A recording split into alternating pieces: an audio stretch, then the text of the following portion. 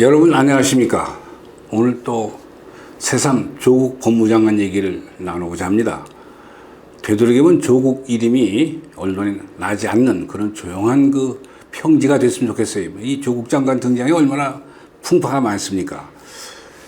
조국 법무장관이 취임사에서 늘 그분이 강조했듯이 검찰 개혁을 꼭 이루겠다 하면서 하는 얘기가 검찰은 권한은 너무나 많은데 견제장치가 없다라고 얘기했습니다. 이걸 들으면서 많은 분들이 느꼈을 거예요. 저 사람이 알고서 모르는 척 하는 건지 몰라서 저 얘기를 하는 건지. 언뜻 보면은 검찰은 큰 권한을 가진 것 같지만 사실은 전혀 그렇지가 못합니다. 수사권 독립이 경찰이 부르짖는 거지만 사실은 수사권 독립은 검찰이 먼저 원하는 거예요. 법률상은 수사권을 지휘하고 수사권을 갖고 있지만 얼마나 검찰에 대한 견제가 많은지 이번에 보셨지 않습니까? 조국 법무장관 그 가족에 대해서 제일 먼저 부인에 대한 수사가 시작되면서 얼마나 많은 여권 주변에 청와대까지 나서서 검찰을 갖다가 음해했는지 한번 역사적으로 제가 간단히 살펴보겠습니다. 이승만 대통령 정부 때는 검찰총장의 임기제가 없었습니다. 지금은 임기제가 있는데 그것은 89년 아마도 30년 전에 임기제가 생겨서 2년 임기가 보장되어 있는데 그것도 앞으로 말씀드린 대로 제대로 지켜지지 않았습니다만 실제로는 이승만 정부 때는 검찰에게 그런 형사소송의 권한이 있음에도 불구하고 수사의 주재자로서 실제는 헌병사령부라는 게 있었습니다. 원효동 장군이 이끄는 또 특무대 김창룡 소장이 지휘하던 그 두 권력기관이 얼마나 그 센 권력을 행사했는지 실제로 형사소송법상의 최고의 권한을 가지고 있는 검찰보다도 그런 헌병사령부 또는 이 특무대 이런 군 기관들이 일반 민간인 그 정보 사찰이라든가 민간 그 통상 업무에 다 나서 가지고 보통 전향이 심하지 않았습니다. 또 이런 일이 있었어요. 이승만 대통령 초기에 이제 초대 검찰총장 권성열 씨고 2대 검찰총장 김익진 씨인데 김익진 씨가 이 대통령과 가까운 측근의 한 사람인 내각의 초대 내각입니다. 상공장관 임영신 여사 여자분이죠. 임영신 여사를 기소하려고 그러니까 독직 사건, 뇌물 사건으로 이승만 대통령이 이걸 하지 말라고 그랬습니다. 그런데 김익진 검찰총장이 이걸 이승만 대통령의 의견을 무시해버리고 기소를 하니까 화가 난 이승만 대통령이 믿거나 말거나 검찰총장 김익진 씨를 서울고검검사장으로 한 계급 강등시켜서 발령을 했습니다. 아까 말씀드린 대로 검찰총장 임기가 보장되지 않을 때입니다. 근데 꼭 그것만이 원인이 아니었는지 모르지만 김익진 씨는 얼마 있다가 1개월 강등당한 김익진 서울고검검사장이 두 눈이 다 멀어버렸어요. 장님이 됐습니다. 뭐 그런 일이 있었는데. 그리고 이제 박정희 대통령 정부 때, 사실상 군사정권 때죠. 그때는 많은 분들이 아직 기억하시겠지만 지금 그 국정원이라고 하는 이름을 여러 번 바꿨습니다. 중앙정보부. 그 후에 뭐 안기부로 했다, 국정원으로 했다. 지금 아주 힘이 약됐습니다만은 박정희 대통령 때는 중앙정보부가 대단한 권력을 행사했고 또 기무사, 그 당시에는 보안사라고 그랬죠. 이런 기관들이 검찰 이외의 기관들이 얼마나 힘이 셌는지 사실은 유법 전서상으로는 검찰의 수사권이 있었지만은 검찰이 수사권을 제대로 행사하지 못했습니다. 현실이었어요. 그러면은 그 후는 어떠냐? 소위 이제 민간인 정부, 김영삼 정부 때부터 쭉 와서 아까 말씀드린 대로 30년 전 노태우 정부 중반쯤에서 검찰총장 임기제가 실시돼서 2년의 임기가 보장돼 있었습니다. 그런데 그 지난 30년 동안 한 반 정도의 경우는 검찰총장이 2년 임기를 다 마치고 퇴임했고 나머지 반은 뭐 몇 달 또는 한 1년 만에 물러났는데 중도 하차한 사람이나 끝까지 마친 사람이나 항상 외풍, 좀 더 구체적으로는 청와대 힘이죠. 청와대 그 외풍에 시달려 가지고 제대로 권한 행사를 못했습니다. 그러니까 사실 권한을 되찾고 싶고 권한을 수사의 주재자로서 수사권을 장악하고 싶은 것은 검찰입니다. 물론 검찰은 자신의 잘못이 있죠.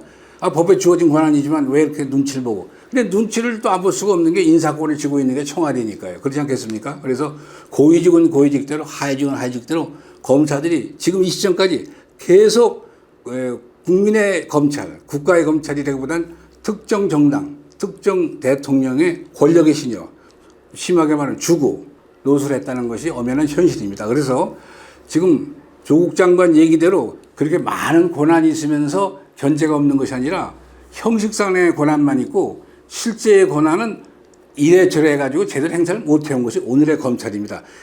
따라서 검찰의 개혁이라는 것은 그 권한을 줄여서 형태를 바꾸자 또는 힘을 없애자 그것이 아니고 주어진 권한을 제대로 행사하게 하자. 이것이 검찰의 진정한 개혁입니다. 여담이 될지 모르겠습니다만은 제가 이 방송을 여러분께 해드리는 이 장소에서 한 500m 내려가면 종로 경찰서가 있습니다. 그 종로 경찰서 맞은편에 이준 열사, 그 헤이그 1907년이죠. 헤이그 밀사로 고종이 파견했던 이준 열사 바로 그분이 사실은 집이 있습니다.